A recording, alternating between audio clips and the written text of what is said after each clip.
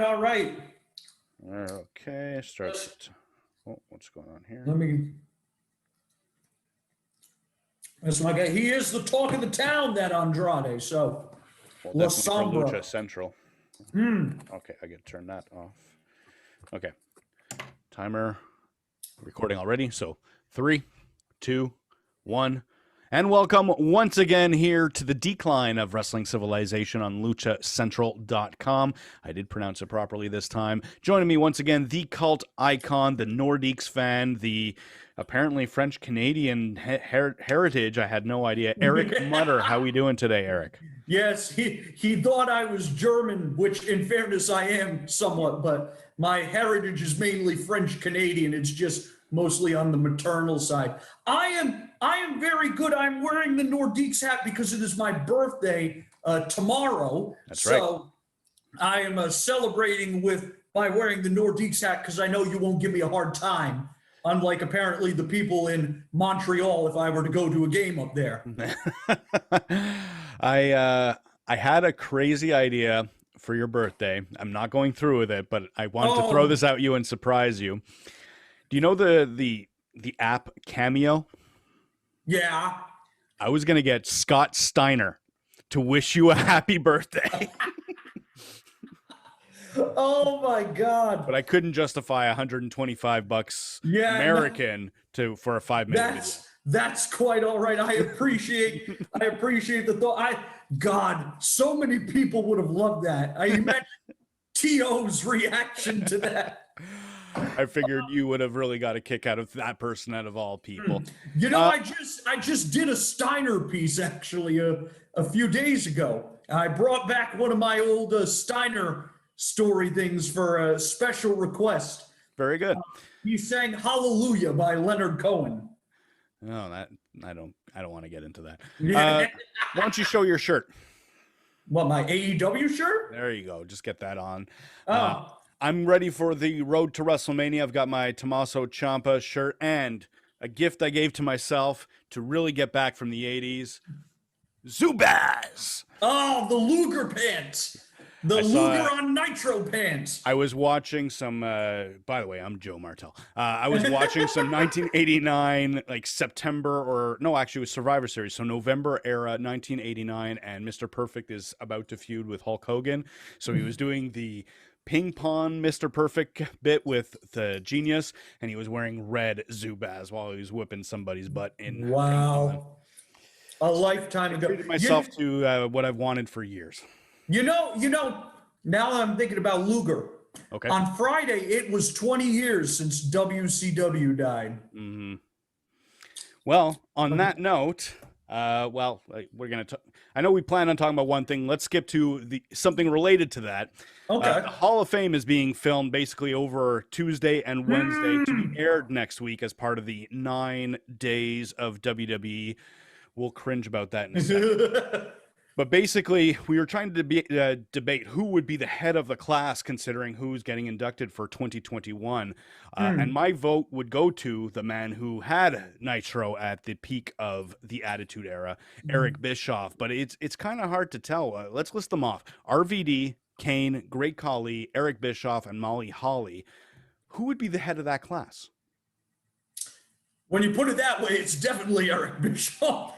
I don't want it to be, but at the same time, and that's nothing against Bischoff, because I'm probably more of a Bischoff fan today than you are. But those other names feel like they deserve to be in there to some extent, but none of them are head of the class. Not even Bischoff feels like he should be head of the class. Most of them were like, Kane was around for such a long time that I think for some people he feels like a bigger star than he actually was. But like, he won 2 world titles in like 20 years. He was basically an upper mid-card guy. a lot of his feuds were awful. Mm-hmm. You know, who can forget things like Katie Vick and the testicles being shocked, Shane McMahon's testicles. That was the same year, by the way. Was it really? Yeah, oh, all 2003. Oh my Lord. I believe Kane was in a tag team with every wrestler in WWE history. Mm-hmm. And and look, some of his stuff was really good. And for a guy his size, he was a very athletic big man, but he was always more of an upper mid-carder. RVD, other than that brief period in 2006, was the same thing. Mm-hmm. And his problem, too, is he's basically been the same wrestler for about 20 years now, too. So that hurts his stock. Khali was a terrible wrestler who won one world title, wasn't really a big star. Well, for WWE, maybe not, but internationally, he's a huge star. In India, yeah, but not in the U.S. No. And Molly Holly was, quite honestly, probably the best worker of all of them. But her run was really short, and they never pushed her as the top women's star. And of course, it was a different time back then; they didn't get really any time. So yeah, she was basically. I don't want to. Let's say it this way: if she would have been part of the women's revolution era, she would have been very good and top of her class. She'd be among the horsewomen in that regard. If she was in this era, she'd be one of the best women's wrestlers of all time. Exactly. But because it happened in the era of Sable and Trish, who is a very good worker, or became a really good worker, really had a lot of practice to get up there. But that was really if you remember, that was really the only person Molly Holly ever really got to work with. It was pretty much Trish. I guess maybe Jacqueline a little bit. Maybe Lita here, although Lita, people forget Lita was out injured for a long time during the she wasn't early that 2000s. Great a worker. She was a good high flyer. I don't know if I would say she was a super worker or anything, but she was she wasn't bad. Victoria was really good, and I know they did that hair match at one point, but it was very slim pickings after that. So, I mean, if you look at it from if you look at who had the biggest impact in the industry out of all these names, it's easily Bischoff. Oh, for sure. It's not even close. We would not be watching he revolutionized the industry. Absolutely. The wrestling we watch today would have not been the same without Eric Bischoff changing Nitro or creating Nitro to change WWE. They both changed each other. He created ECW. He didn't create it, but that atmosphere did. And then basically we're falling out from that era. Everyone's trying to bounce around ideas to match what that success was. No one's finding it. So what Eric Bischoff did really was monumental and probably goes understated by today's fans because they don't realize how much of an impact it was unless you were watching at that time. And he also, I know he took the idea from Japan, but he created the NWO. He was one of the few people ever who was smart enough to go, these guys need to beat my guys to be established, which worked. And that angle worked for a good year and a half. He booked the Sting thing that worked for a year and a half. Now he failed in the end with both of them, but initially they were both huge successes that made the promotion a huge success. And even separate from that, if we're talking about on-screen characters, you could make the argument he was better than the rest of these people too, because he was a phenomenal heel in WCW. He was a phenomenal general manager as a heel in WWE for a good portion of the time. We were saying earlier that before we signed on that Vince might get credit for being the best evil boss of all time because they won the war. But I don't want to say ripped off Bischoff, but Bischoff set the tone for what a heel boss should be in wrestling. Bischoff was doing it a full year before Vince screwed Brett. Yeah. And what Vince did was monumental as well. This is in no way saying he just ripped off Eric, because it was a completely different aspect of it and different approach. But without Eric setting the tone, I don't think Vince would have had the guts to go forward with that character the way he did. So Eric Bischoff, for all the ups and downs, kudos to you. You'd be the head of my class out of this year's Hall of Fame. I would agree. I would agree. I mean, I think it would be more a sure thing without the baggage of the recent years with, the failed Impact run, the SmackDown thing, which nobody knows for sure what exactly happened, Right. but it doesn't reflect well one way or the other.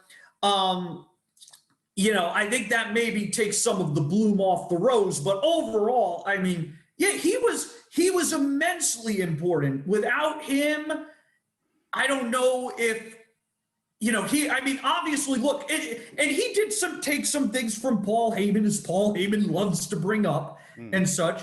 Paul Heyman brought in the luchadors first. He brought in the Japanese wrestlers first and such, but that was on a lower level. Eric Bischoff didn't need to bring those guys in after that. But he did. He took a chance on guys like Rey Mysterio, who was 5'2" at the time. He took a chance on Hoovy and Parka and Psychosis and Silver King and Liz Mark Jr. and all those boys. He brought in people like Kaz Hayashi. He brought in smaller American Canadian wrestlers like Jericho, Benoit, Malenko, Eddie Guerrero. And he gave them all. People like to say that these guys were never pushed. No, they were pushed decently for a time. It was just then after a while, they never rose above that mid-card level. We forget that the way wrestling was booked back then was very different than what it is today. There wasn't 50-50 booking if you were in the mid-card the way we see in all promotions today. In the mid-card back then, they had a very good run because they still had squash matches every once in a while. First off, on Saturday night, they did a lot more of them. But on Nitro, Goldberg wouldn't have had the run if it wasn't for going through some no-name guys as well as some other mid-carders that could survive that loss and then still recover elsewhere. And Jericho had a great run. The Cruiserweight Championship, if you compare it to what it is in WWE since WWE had a Cruiserweight Championship, you don't realize how important it was to WCW from 95 to, I'd say 99. It kind of stopped being as important as it was. Yeah. And unfortunately, that was like the second biggest title in that company. It was huge. Yeah. The U.S. title, it was technically booked as the mid-card, the second level, and in a lot of ways the number one contender to the world title. But at the same time, the world title was so massive because of Hogan hogging it that the U.S. title didn't have a lot of feuds over it. There are some exceptions. Obviously, DDP is a major exception on there. But the Cruiserweight title was a centerpiece of pretty much every show, pay-per-view, and the angles were revolutionary for these smaller guys. So absolutely correct on that one. Yeah. Plus, relevant to what you do, it's because we're part of Lucha Central here. I don't know if Lucha would be as big in the U.S. or internationally outside of Mexico in general without what Eric Bischoff into WCW. Rey Mysterio would not have become the star he did if WCW hadn't gotten him in the door there. Even with the stuff with, I don't want to belittle what ECW did either, because they had a lot of great lucha matches there as well, but they were on a smaller scale and they never rose above that. And I don't think they would have without WCW there either.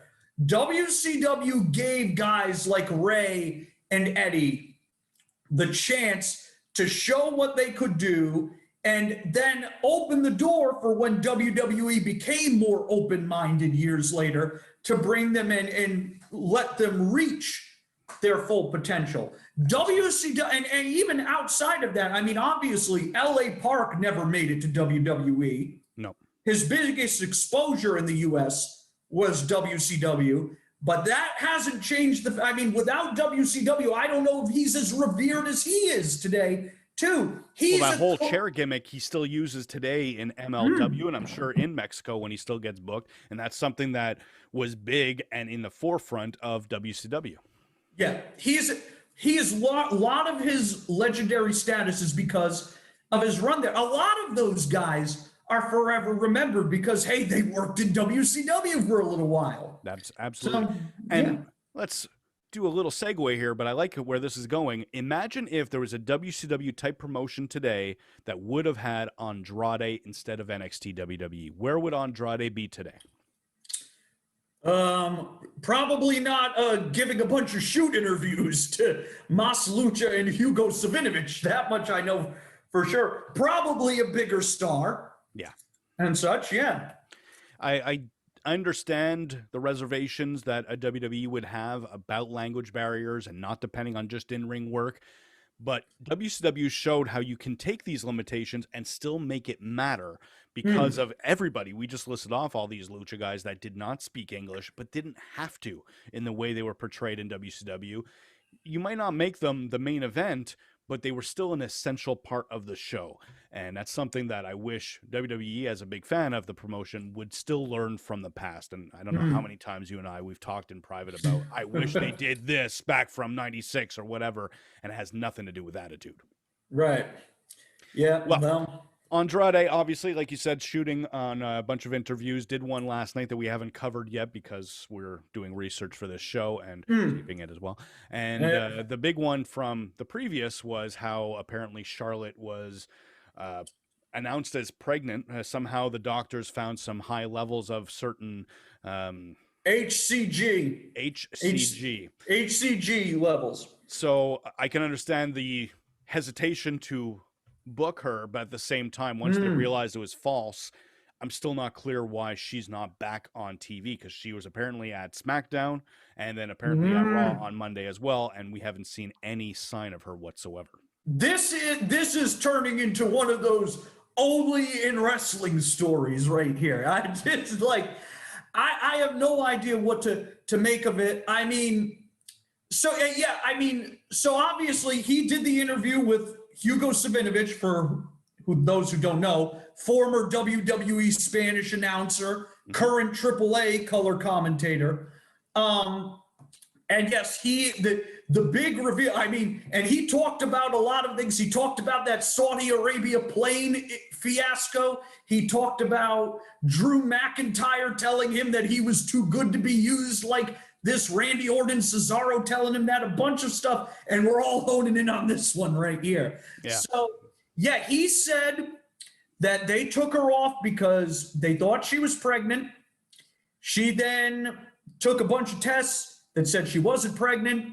She then went to a doctor, blood work, ultrasound, wasn't pregnant. So I guess the implication some people got from what he said was that he thought that this was WWE intentionally misled her.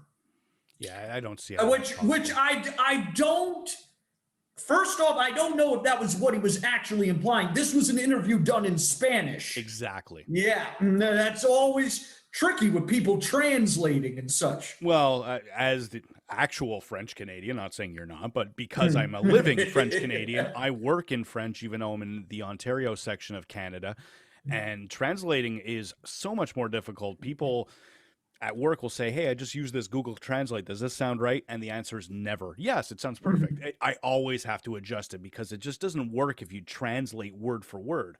So absolutely, there's got to be something lost in translation there. And that's why I think Charlotte's camp tweeted. Yes, Charlotte now has a camp too. That's the other big revelation. They tweeted not a correction, but just, well, I think this was a little misleading, so let's rephrase it this way. But the interesting thing was it was pretty much word for word what he said. Like that's the way I read it. The only difference is she revealed what they tested for, which was the HCG levels. Sombra did not mention that, but she basically, in her own words, they did. And see, now I'm not even sure if this was like part of the wellness policy, if they have all the female wrestlers take some sort of test so they know that the women aren't bumping in the ring while carrying a child or something. I wouldn't think so after what happened with Lacey. Yeah. She was not pregnant for 6 days by the time she found out. She was obviously pregnant for a lot longer until she found out. Right. So, yeah, I don't know how that works, but however it works, the test came back with elevated HCG levels, and they suspended her medically for pregnancy. She did all the tests. They came back negative. She did not like how some of the information was passed across, I guess. That seemed to be in line with what he said. I didn't notice any major differences. I get why they released it, because on the surface, it looks really, really bad for WWE, because a lot of people were like, how could you mess that up right there? Very easily. I also Yeah. work in a medical profession, and yeah, false positives are all the time and everywhere. Yeah, so I don't think that was probably as big a deal as it is. Now, it does become interesting because obviously she's not pregnant. She had COVID, but she doesn't have COVID anymore. She has been backstage at the last 2 shows and is nowhere to be seen.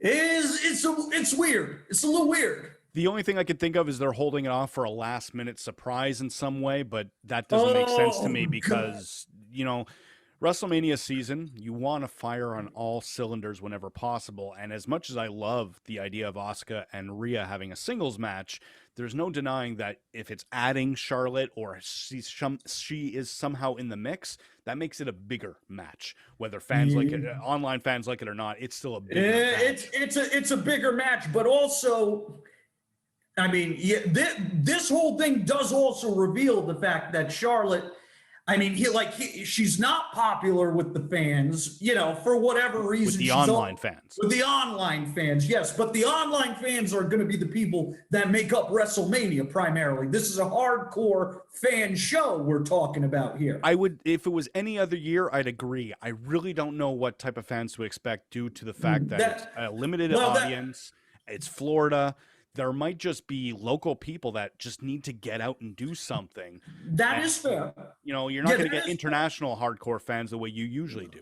We really don't know anything. This is going to be an uncharted territory here. We don't know how the fans are going to react to anything here, including something like this. But the potential is there. If you were to add Charlotte into this last minute and then she were to win, people would react badly to that in the building. It's possible they wouldn't, but it's definitely possible they would. For sure. But that's also presuming that she would have won. Yeah. And of course, you know, he went into, he implied that she's not very well, like there's a lot of jealousy towards her in the locker room and such, which I think you and I wouldn't be shocked at all about that, given her name and how she's been positioned and all that. So there's going to be jealousy for everyone. Drew McIntyre has definitely earned it without having a name. There's going to be jealousy backstage for how he's pushed. There's this whole industry, you can tell there's jealousy everywhere. So it's kind of hard to give credibility to any serious amount of it. Well, that's been the whole story of this business since the dawn of time. Promoters always pitch the workers against each other. Yeah. Trying to make them jealous and whatnot. So speaking of that, a big thing that ends up being jealous is your position on a card like WrestleMania. So I just want to run through the card quickly with you. Yeah. I know you're not going to be tuning in, but tell me which of the matches of each night would you tune in for? I have my guess, but let's hear it. So I have a feeling they haven't really announced which is going to be the main event of night 1. I know we talked last week if it was going to be Sasha and Bianca or Drew and Bobby. They kind of did a promo where Sasha was saying she is the main event, but I don't really know if that really meant the match was actually going to be the main event or if she's just claiming to be. Either way, we have those 2 big title matches that are most likely going to be one or the other the main event. The Raw Tag Team Championship of New Day against AJ Styles and Omos, who showed some actual physicality on Raw, and it was a lot better than I expected. He's not great, but it wasn't Giant Gonzalez either. The super fun steel cage match of Shane McMahon and Braun Strowman, The Miz and Bad Bunny, and where I know your guess is going to be, or your prediction of going to be in the match of the night, Cesaro and Seth Rollins. My prediction, well, yeah, that'll be the best match of the night. Yeah. The match I would tune in to see would be Braun Strowman and Shane McMahon, because it's going to be hilariously bad. And when they announced it was a cage, I literally sat there and went, oh, this has a chance to be one of the worst matches in WrestleMania history. Oh my God. That has a chance to be a catastrophe, the likes of which we've never seen. I don't know, man. You watch some of those early WrestleManias again, you might start thinking, this won't be too bad. You're speaking to the man who once did the 50 worst WrestleMania matches of all time column here. Yeah, well. The series. You know there's some... Speaking of the Hall of Famers, Kane against Khali at WrestleMania 23. that actually happened at a wrestle. Oh my Lord. That was, I believe that was the time where Kane was carrying a hook of some kind because it was pushing towards that May 19. What was the movie he did? Yeah, the time where Doc Gallows came out dressed as fake Kane. Yeah, all that. So that was a bad era for Kane. Yeah. The worst opponents possible. I mean, that giant Gonzalez Undertaker match from the Caesar's Palace Mania is and look, it'll be very tough. The worst WrestleMania match of all time, and they did redeem it years later, but it's the first Goldberg Brock match, which is hysterical because the crowd just hated it. Shane is in the crowd chanting with the fans at those two. Hysterical. Horrible. A horrible match. Well, I don't think it's going to be that bad, but I do think, only because I think they'll save it with some sort of stunt that will, I don't want to say redeem it, but at least give it some value. But if you're expecting a good bell-to-bell match, yeah, you're going to be disappointed. That's going to be, I think it's got a shot to be one of the worst WrestleMania matches of all time. I would really normally say, just from night one, worst match of the night. Worst match of the whole WrestleMania? There's a contender for that. See, now that's true. It might not even be the worst. That's what makes it so tense, why I'm so excited. So let's go to night 2, because what we're obviously talking about is Randy Orton and The Fiend. I have no expectations from this being a good match, and that's too bad because both can produce good matches, but their history together has been disappointing every single time. Yeah. And they beat it into the ground. I don't know.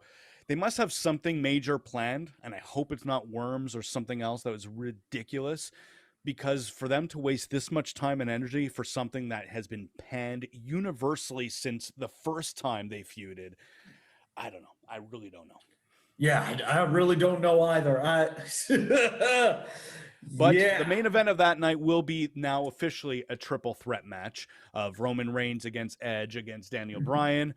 We talked about the potential of another triple threat match, but that's obviously seeming unlikely. 2 in a row. But the Raw Women's Championship of Asuka against Rhea Ripley. My God, yeah, you're right. They're not going to do a triple threat. Not with with another one on the show. That's the only thing I can think of. Not 4 horsemen, a fatal 4-way, just to give it some variety. But I don't know who the 4th person would be. Yeah, who would Tessa Blanchard? Unfortunately, I am not saying this to make anybody happy, but unfortunately, I would say them probably seeing one of the women's tag team champions lose the belt earlier in that night or the weekend, and then showing up in that match.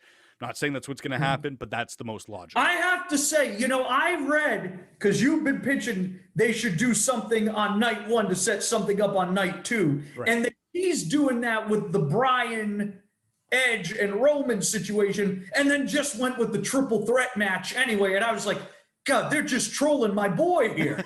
I just think it's a smart idea, but they don't have to do it. I just want to see a good show. And honestly, while we both will pick on the obvious terrible matches of each night, I'm excited for pretty much all the other matches. But again, I'm the WWE fan of the two of us. So to keep going with that card, we have the Intercontinental Championship and the United States Championship both being defended on night 2. So we have Big E defending against Apollo, and Riddle, though MVP did call him Matt Riddle on Raw on Monday, against Sheamus. He got fined like $5,000 for that or something. Poor MVP. Did you hear about Riddle's flub on Raw?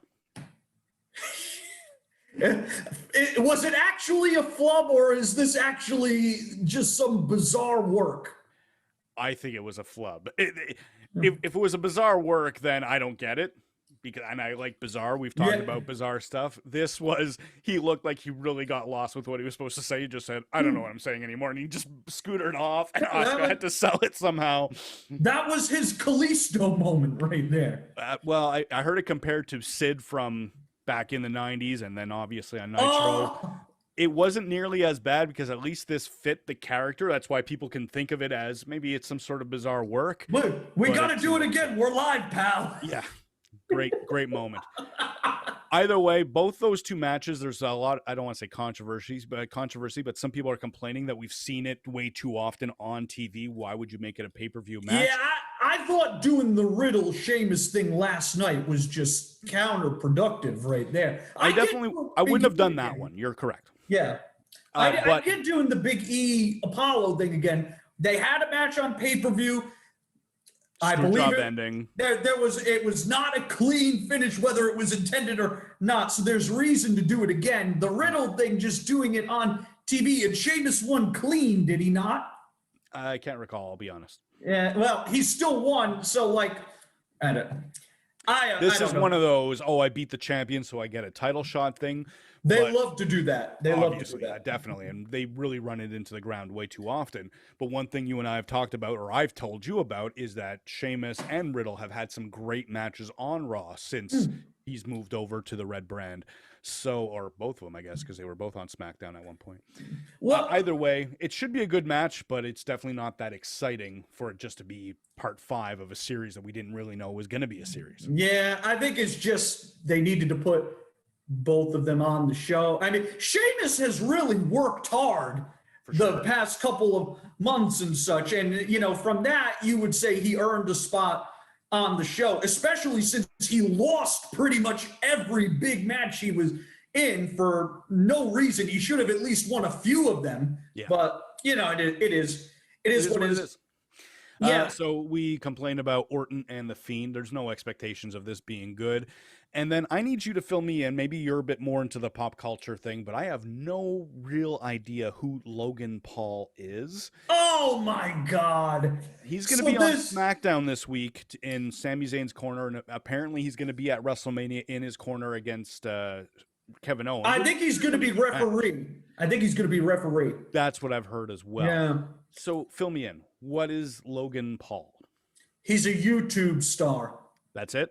He is a YouTube star. I believe he has taken part in some exhibition fights, many that he has won. He was supposed to fight Floyd Mayweather. Right. Now, is that Logan Paul or Jake Paul? Because I don't know the difference between the two. I believe this one is Logan Paul. Okay. He's done some acting. Forgive me, but he's a terrible person. He's like the opposite of Bad Bunny in that, Bad Bunny from all accounts is a really cool dude.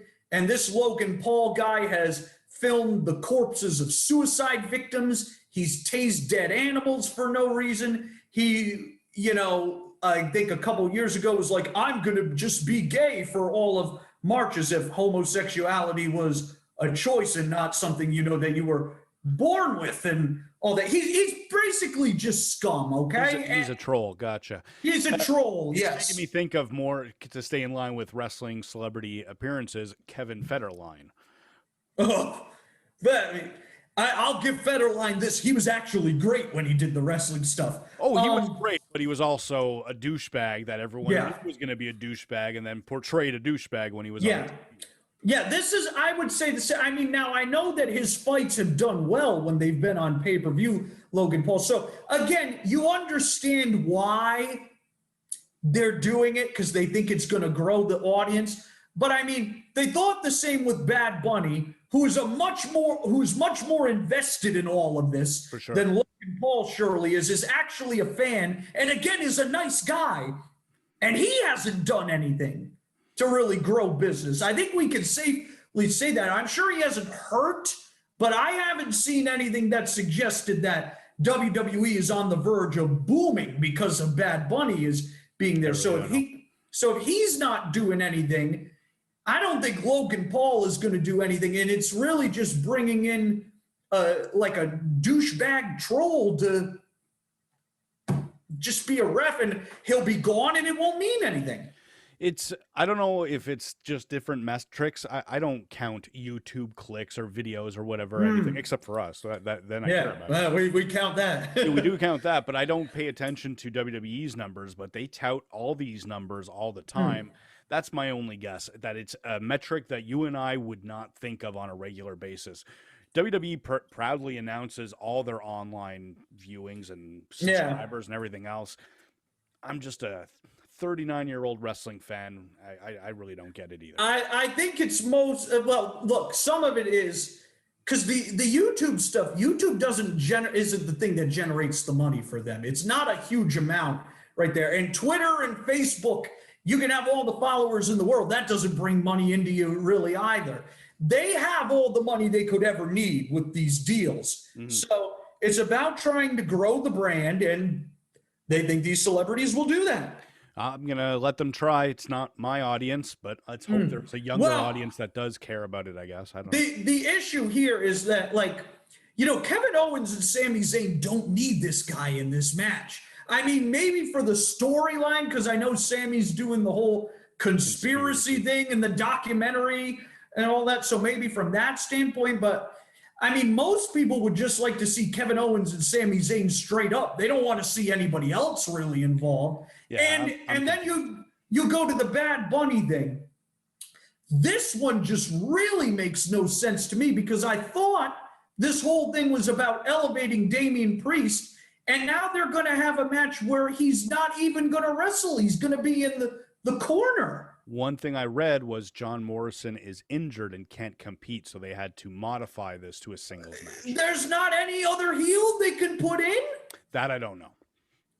I'm just saying that's what the apparent reason is. Yeah, I've heard that as well, and I understand it, but then you're like, well, that makes sense if there's nobody else on the roster available. They have plenty of people. I don't think there's anyone they'd want to put in that position, because the only person that's been regularly on Raw would be Elias or Riker, and I don't think either of them would be good fits for that. They have no problem jobbing out Angel Garza. Put him on the show. Lots of options, a little bizarre. What I wanted to point out were two matches that I think we're going to expect but haven't been booked yet. There's nothing for the SmackDown men's title, even though there's been a lot of feuding over who should get an extra. Oh, the tag title. Oh, sorry, yes, tag title. Yeah. And then also tag title, the women's tag title.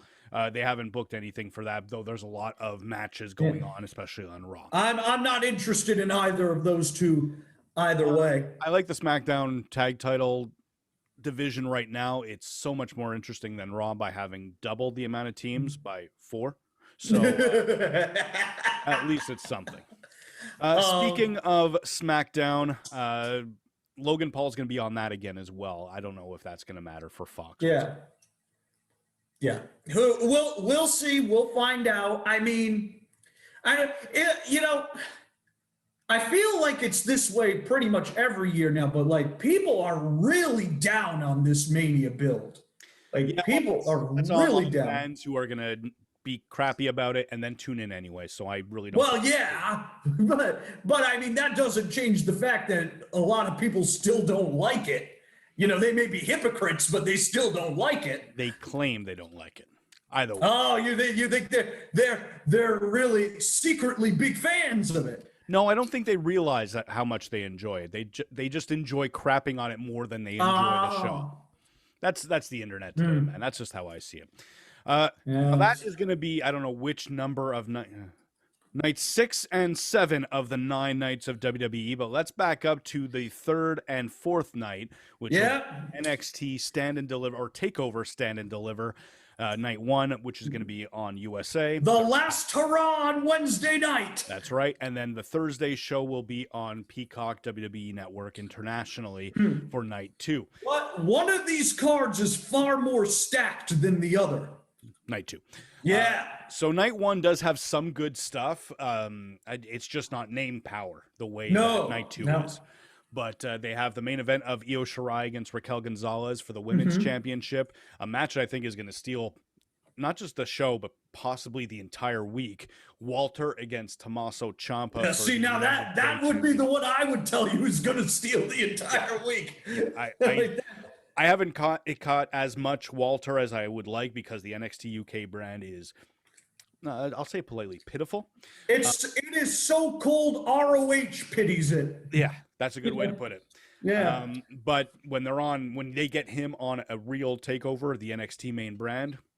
He is a phenomenal talent. My only regret is it isn't Adam Cole in there with him, so he could chop Adam Cole. They'll keep him away from Cole. They'll never book that unless Cole beats him, and I don't want to see that. Well, one of the revelations that Sombra had on his podcast last night, his interview, was that he was not originally supposed to win the NXT title. It was supposed to be Adam Cole who beat Drew, but they changed it because they didn't like how Drew and Cole looked visually. Yeah. And I'll give you 3 guesses what he meant by that. Oh, yeah. Cole, it looks like a shrimp. Looks isn't everything. I think size and looks are a factor, but they're not as big a factor as they were in the 80s. That said, when Shawn Michaels makes you look like a midget, you have some real problems moving up in WWE of all promotions. Adam Cole really has to consider what he's doing. I would still like to, I wouldn't have a problem with Adam Cole versus Walter if Adam Cole was good. He could wrestle a style that would make it competitive.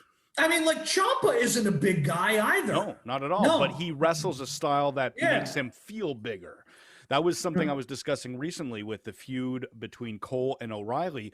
O'Reilly has his faults, but at least comes off like a pit bull. He's undersized, but he has a meanness. He's aggressive. He wrestles with the MMA style. Yeah, he's got that Zack Sabre Jr. in him there. Yeah. So he's got something to make up for it. Cole doesn't. He has what his intellect. I'm trying to say both at the same time. He's got to get pointers from Britt Baker. She's got to start giving him pointers on how to be tough. He does not come off as tough whatsoever. And if he didn't have someone backing him up for the last 3 or 4 years, I don't think he would be credible in any way. He can talk. I'll give him credit. He can talk. He's not my style of promo, but he's good at it. But that's all he does. So I don't know. It's not working for me. Yeah. Other matches on night 1, we have the Triple Threat Tag Team Championship for a vacant title because of the injury to Nick Birch. So MSK is apparently going to be back. Wes Lee. Yes! His hand is back. The best name in wrestling. Oh, my God. The Grizzled Young Veterans and then Legado del Fantasma. Yes! Is my vote for win. Go Roddy and DJZ! Yeah, that's going to be... Oh, God. I hate that sound. And then night 1 will have a gauntlet eliminator for an opportunity at the NXT North American title on. Oh God! Yeah, don't make me read those names off again. No, don't worry about it. Well, it's going to be 6 names because we're going to find out on a battle royal on NXT tonight. But night 2 definitely has the name power draw. Yeah, definitely the bigger matches. Definitely bigger matches. I'm not sure if they're going to be better, especially with Walter and Tommaso Ciampa or Io Shirai in anything. But Finn Balor against Karrion Kross, the aforementioned Kyle O'Reilly and Adam Cole in the unsanctioned. Yeah. I am still tickled over them making that an unsanctioned match a week after Adam Cole's significant other was in a very famous unsanctioned match. Yeah, I'm not sure what they were thinking there, unless it was planned ahead of time and they just didn't want to change it up.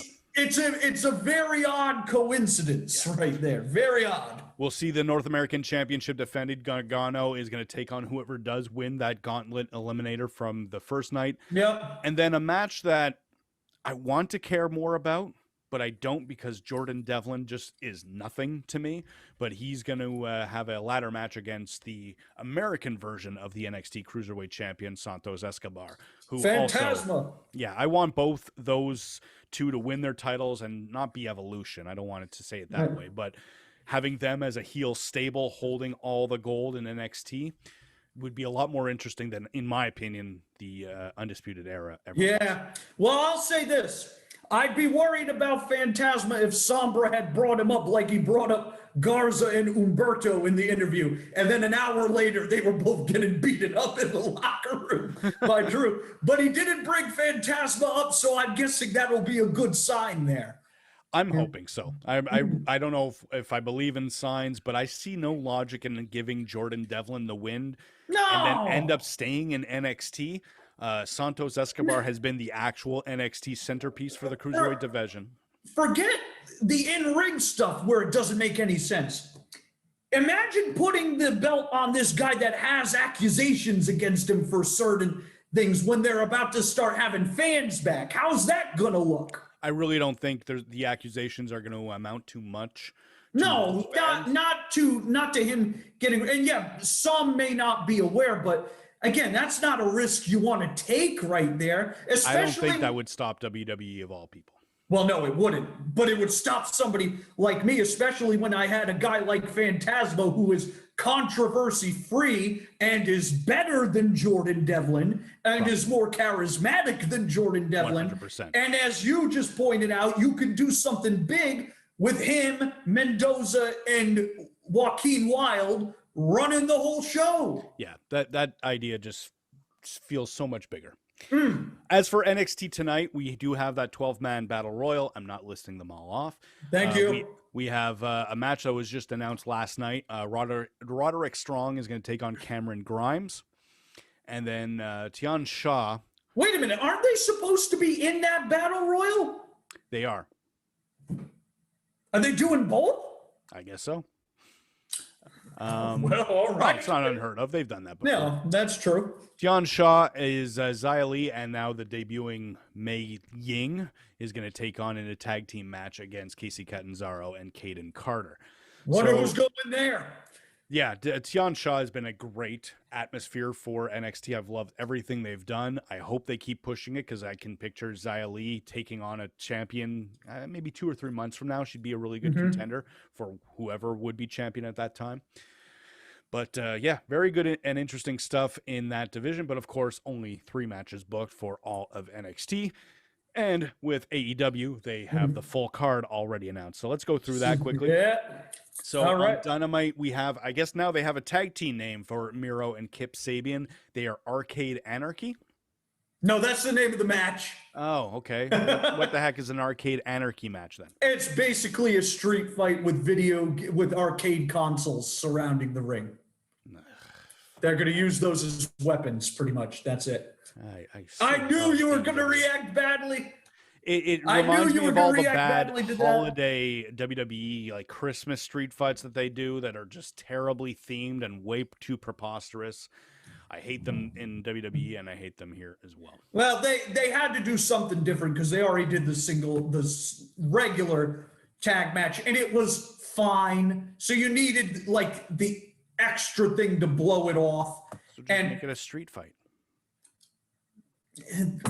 They wanted to do the video game. The whole thing was based around like the feud started when they destroyed Kip Sabian's like Miss Pac-Man arcade or something like that months ago. So that's why they're doing it. I get it. I get why people think, I get why people will think this is stupid. I knew coming into this, I was like, oh man, when I explain this to him, he's just gonna be like, oh, I can't turn the show off fast enough. Oh my God. I watched Raw on Monday and they did a very dumb games night segment between AJ and Omos and the New Day. And it made me realize with WWE, they usually get the comedy bad, but the worst part of it is they make it way too long in the show. That segment as a backstage, they did a backstage segment for a minute and the same level of comedy was there, but it was so much more tolerable because it was kept short. Here, they extended it for 8 to 10 minutes, and it was good for maybe 90 of those seconds. So it's just awful. So when they do that in AEW, which to me was supposed to present a more adult and realistic show, and then they do a video game street fight. Anyways, Orange Cassidy and Chuck Taylor. Yeah, that's the opponents. I actually think it's going to be really good because I believe Miro is just going to be hossing it up big time in this one, and then the whole point is they're going to lose, and then he's going to Marty Jannetty Kipper's poor head through one of these video game screens and go off on his own, and everybody will be like, praise the Lord, Miro is by himself and can now destroy everyone in his path. So it'll all be worth it in the end. I understand that logic, and that's something I feel like we discussed earlier on when people were saying Miro hasn't done anything. It was, be patient. They're making him matter in a mid-card position without losing, and then all they have to do is turn on the switch at the right time, and they have the Miro everyone wants. Right. Yes, and especially since you know that if they had pushed him right away, we would have gotten all the, oh, why is this ex-WWE guy getting pushed? Why can't they push their own people? I don't think there's that many people saying that other than WWE fans that just don't know how to respect AEW. Because, look, that's me. I don't like AEW, but I understand what they're doing. It's just not for me. But pushing Miro slowly or fast is smart because they need guys like that on the card. But Sure. Making his AEW debut, former WWE talent Christian Cage will take on Frankie Kazarian. Have they been building up a feud there, or is it just most like an exhibition match, basically? They built it up last week. It was made last week. Kaz approached Christian backstage. They cut a they had a segment, they cut a promo on each other, and they basically set up the match there. Now, this is obviously, it's two things here. First, they want to have a dependable guy in there for when Christian makes his debut, and you don't really get any more dependable than Frankie Kazarian. I wouldn't say a legend, but a career, yes, amazing career, a veteran. That's the word I'm But most importantly, these two have history. I don't know if you remember, but they were both in TNA once upon a time, and they had a ladder match that is highly acclaimed. Okay. That was not the prototypical ladder match. It was a brawl more than it was a spot fest. Good. And it was great. And so they're trying to play off that as well. They have history. They know each other. It's two reliable, good workers who should produce a very good match. That's the point. Oh, definitely logical, and AEW definitely produces good matches on a regular basis, so I definitely see that happening. In fact, when I look at the card, that's probably the match that would stand out the most to me as someone who would tune in. It's a big test for Christian, because if he can't have a good match with Kaz, then oof. Is this show taped or live? It's taped. So we'll see. Yeah, we'll see. Cody and QT in an exhibition match. It's actually being announced as such. So what is an AEW exhibition match? So I believe it's just a match that's not going to count on the records, basically. I see. But QT cut a long promo on last week's show. Make it even longer. Make it boring for our viewers, too. Yeah, well, that's what I was trying to do there. I was trying to emphasize it. That brought out, he's basically sick of being in Cody's shadow or whatever. I like QT, but it went too long, this thing. Cody then comes out. It goes longer. They basically settle on doing this exhibition match where Cody very blatantly using some of the same lines Bruno Sammartino used with his feud against Larry Zbyszko. I'm not going to hurt you. If I put you in a hold, I'm going to let go. I'm not going to strike you. If I lock the crossroads in, I'm going to let go. I don't want to hurt you, which is what Bruno said to Zbyszko. And then they did the match, and Zbyszko ended up, brutalizing him to set up that legendary cage match. Cody is apparently enamored with that feud. Understandable, because it's a legendary feud. The fact that we're bringing it up 40 years later, over 40 years later. And he wants to, like, that show sold out a baseball stadium, right, yep. Shay? Then he wants to do his version here. I believe it's supposed to eventually be about QT and Lee Johnson. Okay. But for right now, it's going to be about QT and Cody. So they're going to do this match. Arn Anderson's going to be the referee. And I expect it will end with QT turning heel for good. They've been hinting at that, right? They have been hinting at that, and it had been going fine until the meandering promo last week. So hopefully, sometimes you put people out there and it just doesn't click. Genesis of McGillicuddy. We know very, very well how that meandering long promo can be. Pour one out for Joe Hennig. Yeah. Pour one out for Curtis Axel. So this would not be a match for me, but this seems like, I don't want to say, maybe it's the main event of the show, but the trios match of Omega and the Good Brothers against Lucha Brothers and Laredo Kid. That's definitely more your style of match. We've got, Kenny and the Good Brothers going up against, a mountain, and then the two smaller peaks that are Pentagon and Phoenix right below right there. So... Wow, Phoenix is a peak. Interesting.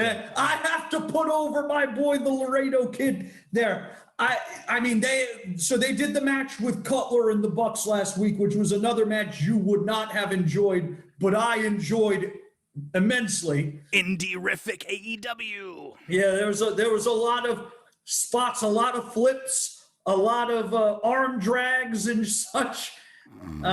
Lot of the good stuff right there. Brandon Cutler looked very good, too. I have to put him over here because a lot of people were like, why the hell is he in this match? Because he's good. So, anyway. He just doesn't seem like someone who'd be at that level of match. Well, they wanted somebody that Laredo Kid could pin, and they're not going to put Omega in there for Laredo to get his first win. So, it was somebody that could be competent in the ring, but also was low enough that they could do the job. So, yeah, I don't know how this one is going to go because It's very interesting, and we might as well talk about it now because the next week they're going to be going up against Takeover and such. And now, as we've talked about, and they may add one more match to that Takeover, it's not the biggest of the two Takeover shows, but it's still a Takeover. I mean, that name does mean something. So I'm going to assume this is going to be the one of the few times, and pretty much the last time, because they're moving, that NXT is going to win the night. And AEW is going to be smart enough to know that. So what do you do for that show? Do you try to put a dent in it by putting on the biggest show you possibly can, where you load up like an Omega match? Darby defends the title against Matt Hardy, which is the next defense, it looks like. Hikaru, because he attacked Darby Allin after the main event last week. So they're doing a thing where Darby's defending the title on TV. I'm just what we've said about Matt Hardy over the last month about him just not being able to go anymore, and all of a sudden he's going to be against Darby Allin of all people. Yeah, it's definitely not who I would have done, but Darby will win. Yeah. It's a decent name he's beating, and Darby will undoubtedly kill himself and somehow make the match worthwhile. So, I mean, I don't have a problem. Like, if it were a pay-per-view match, I would have been like, oh my God, why are you doing that? Yeah. But TV is fine. So that's fair. I get it. So do you do that? They're definitely setting up Hikaru Shida and Ty Conti for a title match, which I am very excited about. Do you do that? To me, I wouldn't do that. And also the Bucks versus Pac and Phoenix, I wouldn't do that either. I would save that for the first unopposed show. I would do for this show on, it's the 7th, right? Is it the 6th or the 7th? Not sure, but I know what you're saying. Yeah, for that Wednesday, I would put as many matches that appeal to the audience, to the people like me, as possible. And I would do Omega and Laredo Kid for the AAA title as the main event, because they had that great match in AAA. So just run it back here. You're not going to win the night. And just try to put on the best match possible in the main event. I could see that a lot. I don't know what matches I would book, but I like your logic behind it. Yeah, good idea. I like that. Another match that's being booked for tonight's show, you were talking about someone who could take the pin in Brandon Cutler, but I think we know who's going to take the pin in Jon Moxley against Cesar Bononi in that one. So that match, Bononi was on last week against Hangman Page. Hangman won quickly. So Bononi, who is not signed to a full-time deal, I believe he's getting booked because his wife is she needs some sort of transplant. I believe she's having a medical issue. They were trying to contact, I think, some sort of embassy or whatever. I'm probably butchering this, and I apologize for that. And they'd been having a very tough time, and they weren't going to be able to get the transplant in time, but they were able to schedule an interview tomorrow. AEW helped, and it seems like he's being booked because they're trying to get him some extra money to help out with the situation. So even though Bonani is not the best worker in the world, they're trying to do a nice thing for him. And he was fine with Hangman last week, and I presume he'll be fine with Moxley again here in another short If you're just match. there to take the pin, then especially, no, I wouldn't say squash maybe, but still you want to make Jon Moxley the star out of that match. Cesar Bononi is perfect for that. Yeah, and he's a big guy. It'll look impressive. I mean, we saw what Moxley did with Nick Comoroto.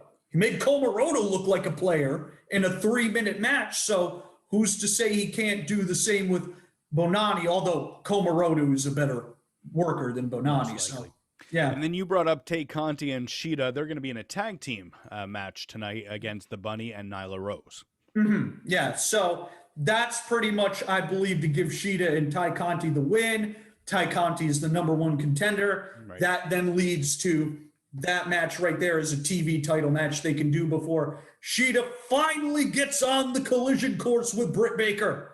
Yeah, that's what everyone's looking for. I'm glad to see the Bunny back in action. She's been, I enjoyed her in Impact, and then I don't want to say she's been missing because she's obviously been I don't want to say essential, but she's been on TV quite a bit for AEW, but she hasn't been in the women's division mix very much. So it's nice to see her regularly these days. Yeah, she had a few performances early on that I would say that could have been better. Okay. And she is very good managing Big Butch and the Blade. Oh, that bunny costume. Yeah, I know. Big hit with the male audience. But, like, I mean, she's a great personality anyway. That Impact run showed us that. And that, I mean, we have raved how many times about Butcher and Blade on this show. That act with her there is just phenomenal. And, yeah, it's just now her time to do something in the ring. And this is a tag match. It's taped. It's with two. I mean, Ty Conti is legitimately good now. Like, so she's with two, and Nyla Rose is good too. So she's with three good workers. For sure. Yeah, it should be good. And I'm very excited about this Ty Conti Hikaru Shida encounter. Very good. Very so anything else in AEW world that you want to mention before we move on to the next topic? Because you're the expert on this one. Jack Evans and Jungle Boy had a good match on Dark, and Jack got to cut a promo before the match where he talked about his hazelnut coffee and called Marco Stunt Marco Runt. And then the Dasha asked Angelico, how can you dance if there's no music? And he was like, it's all up in here, baby. I admit I laughed, but they're my boys, so I'm contractually obligated to do so. They're a good team. That promo does not sound very exciting. Well, I didn't do as good a job as they did. I'm glad you did it for our fans then. Now, another show, we don't talk about MLW very often, but they do have their version of a pay-per-view tonight where it's Never Say Never, including an MLW heavyweight title match. Jacob Fatu, someone that we've been raving about for years. We love Jacob Fatu. Oh, yeah, definitely. When his contract is up, which is not for another, I think, 3 or 4 years. I believe it's another 17 years. Either way, whenever he is available, someone's going to be ringing his phone and knocking on his door. Stay in shape, Jake. 17 years. Stay in shape. Yeah. You don't want to be Rikishi when you're available. But he's going to take on another man who's also, speaking of Rikishi, very similar body type, but Calvin Tankman. Definitely two heavyweights that are just going to be throwing. Athletic heavyweights. Yes. Oh, yeah. Don't think of them as Rikishi or Big Daddy V. Think more, well, not as good as Vader, but along those lines. Just knows how to use the weight.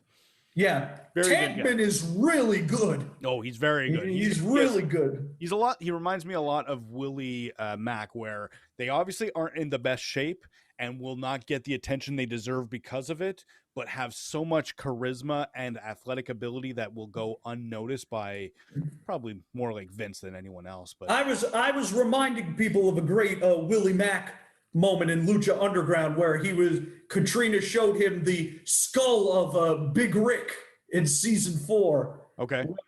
She opens up the locker and Willie looks in and he sees Big Rick's skull, which of course has the eye patch on the eye, the cigar sticking out of the mouth because it was just going full over the top. And Willie's just like, oh shit, Big Rick. Amazing moment. Another great recap of a promo from Eric Mutter. Continuing on with this Never Say Never card, Myron Reed, who's been impressing us both. I love Myron Reed. The love superior Daivari. There's a superior Daivari. Yeah, I'd say Arya Daivari in NXT or 205 Live, whatever he is. He's very boring and bland. Sean Daivari's not much better, but he's better than Arya Oh my God. Yeah, that's not going that far above there. Yeah. No offense, Sean. Like he was the one guy in Lucha Underground season 1, not to keep bringing up LU, twist my arm, but he was like the one guy in season 1 where they could do no wrong that people were like, why is this guy here? Yeah. Yeah, well, he's a job. Well, I wouldn't say a job guy. He's credible, but he's there to make someone else look good. And he's wrestling. If he's wrestling Myron, if Myron Reed can have a good match with him, I think they will do fine. Though MLW hasn't been pulling out all the stops for having great matches recently. I find they've been, it's TV storytelling. It's very I guess more like a Monday Night Raw pre-Nitro, where you have big matches once in a while, but they're never going to be a show stealer. That was definitely a big thing with Laredo Kid last week. A lot of people were bringing up, wow, he's been in AEW twice. He's been in MLW like 10 times, and he's already better in AEW and in a higher spot than he was there. So it's how they get used, unfortunately, in MLW. I like the promotion, but it's I'm waiting for it to be as good as it was before the pandemic. Jordan Oliver is going to take on Simon Gotch, another match where I can see why Gotch is there, but he's not there to do anything but make the other guy look good. That is a weird styles clash of a match right there. Jeez. So that is their big show. No Hammerstone? Hammerstone is not booked for something, but they're building up something involving the Azteca Underground. I know your favorite concept in MLW. Yeah. I don't know. Mill and LA Park aren't on the show either. I think Mill is going to be the next challenger for the open weight title, but they haven't been booked for this show. No. Can Mill still go? Have you seen him work in MLW? Yes, but he's been in short squash matches for the most part. He hasn't had a competitive match except for some brawl with Savio Vega that was filmed in the woods. Savio, God bless Savio. I watched him on the bump a few weeks ago, and I was like, oh, you poor bastard. What did you do to end up here? It's too bad. Yeah. I wanted you to tell me a bit more about, I'm going to pronounce this as best I can, Volador Jr. versus Vandito that took place recently. You got it right, except you called Bandito Vandito. Did I? Which is honestly somewhat of a better name. Makes him sound like a Spanish Van Wilder or something like that. Or Van Hammer. Oh no! Whoa! That guy. Now that's the name I haven't heard in a long time. Well, I've enjoyed Bandito in ROH pre-pandemic. He, as we'll talk about, well, I don't know if we'll actually get to it, but ROH has not been all that special other than the pure title since the pandemic. It's like NXT UK, except people actually watch it. Yeah, I just don't know how many. But Bandito, pronouncing it as properly as possible, took on Volador Jr. Tell me how good that match was, because I know you're pretty critical about CMLL, but this match stood out to you. Not only am I critical of CMLL, I thought the rest of the show was very average. that they did, where they had an actually better than expected women's match, a disappointing but still somewhat good battle royal, and then a trios match that would have put me to sleep any other night, except I had the will to continue on somehow. And then Volador Jr. and Bandito come out. So Volador has been in Ring of Honor, I believe, once or twice too. It rings a bell. Yes, he's worked New Japan. He is the cousin of LA Park, as a matter of fact. A few years ago, a lot of people, including me, thought he was one of the best wrestlers in the world. And then he started wrestling the same people in CMLL over and over and over and over again. The product dipped, and he kind of got complacent and started coasting. Bandito does not coast. Bandito is 100 miles per hour every time. So he came in there, and he was ready to work, and he was like, Volador, you're either going to keep up with me and we're going to have a classic, or you're going to be left behind. And Volador turned into 2016 Volador. They did some absolutely incredible stuff in this. They did mess up one spot at the end. It was an ambitious spot, though. Everything else was perfect. I'm not going to hold it against them. And Volador ended up winning the match. I would say we talked about that match that Aries and Vikingo had on Riot Lucha. We talked about that last week. Correct. This match was not as good as that. No. But it was the second best match of the year in Mexico for sure. Still pretty darn good. Pretty damn good, yes. Yeah, we were just quickly, we were pretty critical about ROH as well. They had their 19th anniversary show. We kind of mentioned it over the last couple of weeks, and then it took place, and Unfortunately, neither of us have caught up with watching it, but we know the results. Not much of interest because nothing really takes place in ROH except for the debut of the new stable, which got us, I don't want to say get us excited, it sounds a little inappropriate, but Chris Dickinson made his ROH debut in a stable with Homicide, Brody King, I want to say it properly, and because I almost said Lee accidentally, and I'm forgetting who the fourth person involved was. Deppen. Oh, Tony Deppen, right. Tony Deppen. So definitely an atypical ROH signing for Chris Dickinson. You don't see that sort of wrestling, especially in the era of the pure title. But Chris Dickinson and Brody King, man, just the idea of them as a tag team. Imagine them against the Butcher and the Blade. Oh, man. Yeah. Yes, I am imagining Big Butch right now with Brody King. They probably would have to stop to be, oh, look at that tattoo you got right there. Look what you got. Like, God. Brody. That's the type of tag team wrestling I miss. Brody King really got a raw deal. He, like, of all the people that were harmed by that Marty Scurll, by Marty Scurll being, you know, a complete and just total nonce, like, he was the one that suffered the worst because they killed off that group. They kept Flip Gordon on TV so he could do whatever the hell he's doing. Right. PCO, I don't even know where PCO is, but he's generally fine by himself anyway. And Brody just disappeared. But well, he got a title shot and then lost and then disappeared. But now he's back. They've given him this new group that he can lead. I mean, for a big man, he's like Tank Man and Fatu. Right. He's on the same level as Fatu. They're just exceptional big men with exceptional athleticism. He can be a superstar.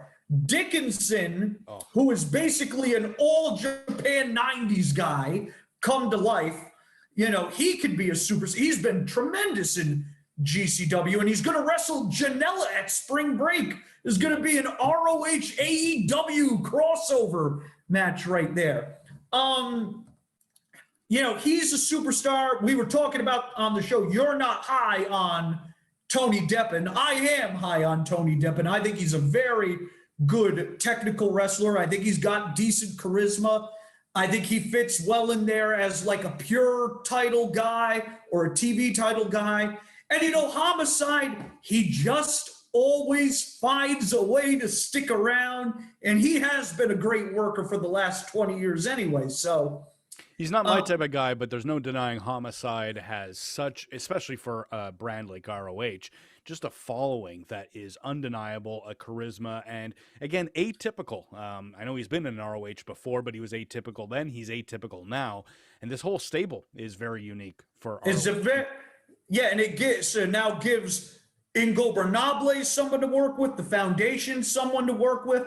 If they are going to bring in La Sombra, which we don't know, I still think it's either that or AEW right there. But if they bring him in, that gives a bit of a jolt. I guess the question is how much, because they need something. Yeah. Like this show, by all accounts, was very good.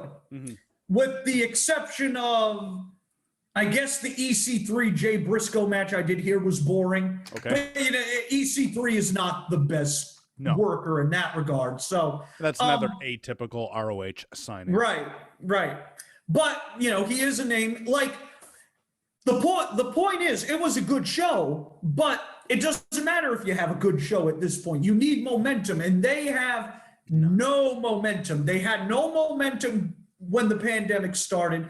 They have even less now with no fans. That's really hurt them too. And I don't think they could really start to gain them until people come back. And, you know, like we've seen that with Impact. Once you lose the people, it's very hard to get the people back. We've seen it with WWE to some extent too. Sure. Like, once you lose them, it's hard. It's very hard. And it's especially hard when you're one of these mid-level, lower-level promotions like Ring of Honor at this point, even though they have a huge conglomerate backing them, to, you know, get the people back. It's it's a niche product in general, pro wrestling, especially Yes. in 2021, and ROH is a niche version of the art niche product. It's going to be hard for them to do anything bigger, but if they're making money doing what they're doing, then all power to them. I still enjoy it.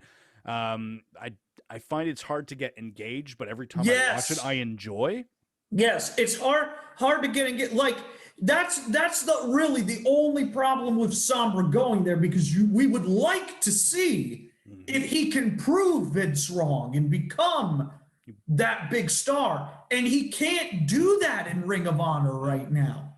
No, if anything, it's going to be disappointing if he goes to Ring of Honor. I might catch it more often, but at the same time, I'm not watching Ring of Honor for one guy, and I don't know that many people that would. Well, you would if it was CM Punk. Well, that's a different story. Yeah, see, now look, ROH, let me give you some free advice. If you want to get hot, use that Sinclair money and bring him in there. That will get people to watch the show. Well, I think that note. Right? Would that get people to, you think that would give them the jolt they need? I don't know. I would hope so. In theory, I agree. At the same time, what channel is ROH on? Like, we know the conglomerate, and we know it's Sinclair Broadcasting. What channel is ROH on? It's basically all syndication. Yeah, they desperately do need a big TV deal like all the others have, but even MLW, I'm not saying it's a big deal, but at least they have a dedicated network. Oh, I tune in to Be In Sports to catch that, and then, he's always, I'm not forgetting his name, Court Bauer is always announcing all these apparent deals he's going to have, and I fell for it at first, and now it's the 18th time he said, oh, there's a big deal coming. Yeah, which he's trying to do to generate stuff like that, which obviously. I get, but it's not working on me anymore. Right. Yeah, they need to find a home where they can market a bit better, because ROH, the way I watch pretty much all wrestling is I will find illegal access to have it downloaded on my computer, and then I'll watch it within 24 hours of it airing for some, and then in other cases I'll save up 4 or 5 episodes in a row, and then I'll marathon them all together, fast forward through the parts I don't care about, usually getting excited for a pay-per-view. But I did not do it for the 19th anniversary because ROH just has not had that buzz. There's so much wrestling everywhere, and there's great wrestling everywhere. Yeah. Except on Mondays. You know what might actually help them? If they were to join one of these partnership, that if they were to get involved with this AEW Impact New Japan AAA couldn't hurt thing, obviously I don't know how much it has helped Impact, but it certainly has not hurt Impact at all. Yeah.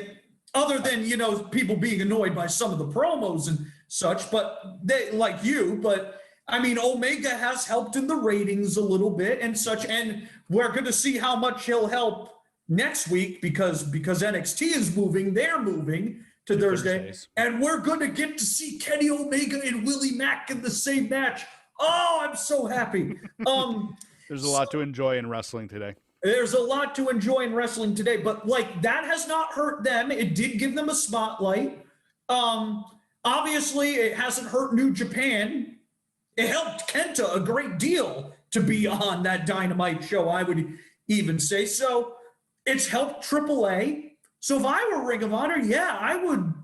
I know they wanted to do that beforehand, but that was, of course, when Marty was in charge, and it's gonna be a little tougher. They did have some ties with NWA for a little bit as well, and now that they're back on track, that might do something, but I don't think it's going to gain them any momentum. It's more of the same fans watching both brands still over. The problem too is NWA came back, and it could have gone better for them. It was not an exciting return. It was a solid return, but it was not the return you need to instantly grab people there. So no, but NWA is a different type of product. They're not meant to be exciting. They're more to be engaging on a week-to-week basis. You want to follow what they're doing. But that's the problem. They apparently weren't even really that either. I enjoyed it, but I totally forgot the power was on. So you're not wrong. There you go. Yeah. On that note, I would like to sign off, make one of our shorter shows recently. We've done a lot of longer ones, but we're at an hour and 18 minutes. We have the 9 days of wrestling starting on Monday coming up. I am not seeing too many people who are going to watch all 9 days of 9 days of WWE in particular. Let's leave the if you count AEW, it's even more. True. Let's go through this for just the WWE shows. 3 hours of Raw Monday night. How many hours of the Hall of Fame? I couldn't tell you. It's for both classes. We'll go with 2.5. So that's 5.5 hours. Okay. At Takeover, probably another 2.5 hours. I think it'll be 2 hours on USA and then longer on night 2. All right. So 7.5 hours on, night 3. for the US for night 3. We'll go with 2.5 for Peacock. So that's 10 hours. Okay. Right there. SmackDown, 2 hours. 12. Mania, night 1. 3. Usually they book a lot of matches. Right now they've only got 6. So maybe it's going to be 3 hours. Well, we think there's going to be one more added to both. So let's go 3.5. Okay. So 3.5 for both. So that's 7 hours right there. And we were at 12? We were at 12. So that'd be 19 hours. Okay. And then a 3-hour Raw. So that's 22 hours. And then NXT. You are getting a full day, people. A full day of wrestling between those 9 days. And that's estimating because we don't really know for Hall of Fame, night 2 of Takeover or both nights of WrestleMania. And that's it. You don't watch AEW Dynamite. You don't watch any of the indie shows that weekend. If Impact, you do ROH, MLW. Yep, Impact, ROH, MLW, the GCW shows. You might die of wrestling overdose if you are not careful, good citizens. Yeah, take care of yourselves. Enjoy what you can, but be selective because I have a feeling if people are tuning into Raw excited for 9 days in a row, you're starting with Raw and you're ending with almost ending with Raw 8 days later. But you're not going to get and please set your expectations accordingly because if you're basing your excitement on that first Raw, by the end of it, you may be considering not watching anything else. So be careful. Don't base it all on whether Matt Riddle can read the cue card correctly on that one. Yeah, interesting stuff. On that note, let's officially sign off. I am Joe Martel, the cult icon, Eric Mutter. Thank you once again for joining me this week, and we will see you next week during, I guess, between night 2 and night 3 of WWE's 9 days straight. It's going to be great. Bye, everybody. We're going to be after the Hall of Fame. You think it's going to be great? We're going to be better than the Hall of Fame. Are you kidding me? We're easy. That's easy for us to follow. God. That's accurate. All right. Say your line. Bye, everybody. Again.